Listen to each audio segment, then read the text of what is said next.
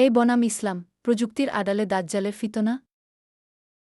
আজ আমরা এমন এক প্রযুক্তির কথা বলব, যা বিশ্বকে বদলে দিচ্ছে প্রতিদিন, আর্টিফিশিয়াল ইন্টেলিজেন্স। কিন্তু প্রশ্ন হল, এই প্রযুক্তি কি কেবল মানুষকে সাহায্য করার জন্য? নাকি এর পেছনে লুকিয়ে আছে এক গভীর ফিতনা, যেটা হতে পারে দাজ্জালের পথ প্রস্তুতকারী এক চমকপ্রদ শক্তি? দাজ্জাল একজন ব্যক্তি, কিন্তু শুধু ব্যক্তি না, সে এক সিস্টেম, এক ফিতনা। হাদিসে বলা হয়েছে সে অলৌকিক শক্তি দেখাবে, নিজেকে প্রভু বলে দাবি করবে। তবে তার আগে তৈরি হবে এমন এক সময় যেখানে সত্যমিথ্যা মিলেমিশে যাবে। প্রযুক্তিই হবে তার অস্ত্র।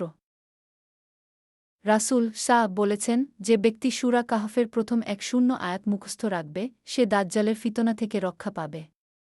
এই সূরাতে ৪টি মূল ফিতনার কথা বলা হয়েছে: দিনের, সম্পদের, জ্ঞানের আর ক্ষমতার। এই ফিতনাগুলো এখন এই যুগেও স্পষ্ট। এখন ডিপফেক বানায়, মিথ্যা জান্নাত দেখায় মেটাভার্সের মাধ্যমে, মানুষের মস্তিষ্কে প্রভাব ফেলে অগোরেফম দিয়ে। এখন মৃতদের কণ্ঠস্বর নকল করে, চোখে দেখা যায় না এমন নজরদারি চালা। এগুলো কি আমাদের মনে করিয়ে দেয় না সেই দাজ্জালকে, যে এক চোখে দেখে আর অন্য চোখে অন্ধ? আজ এই দিয়ে বানানো হচ্ছে ইসলামিক স্কলার, যে বলে ফতোয়া, অথচ তার পেছনে নেই কোনো আলেম। জেনারেটেড ইসলামিক গানের ভিডিও, কুরআনের ব্যাখ্যা, সবই প্রশ্নবিদ্ধ। সতর্ক না হলে আমরা সহজেই পড়ে যেতে পারি বিভ্রান্তির ফাঁদে। তাহলে আমরা কি করব? ১. সূরা কাহফ পড়া ও বোঝা। ২. প্রযুক্তির দাস না হয়ে এর ব্যবহার শিখে তা নিয়ন্ত্রণে রাখা। ৩. সহিহ জ্ঞান অর্জন, সত্য ও মিথ্যার পার্থক্য করা। ৪.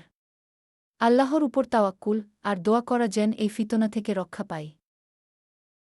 হয়তো কেবল যন্ত্র, কিন্তু তার পেছনের সিস্টেম মানব ইতিহাসের সবচেয়ে বড় ফিতনার রূপ নিতে পারে। সতর্ক হও, শিক্ষা গ্রহণ কর এবং ইসলামী আলোকে ভবিষ্যৎকে চিনে নাও।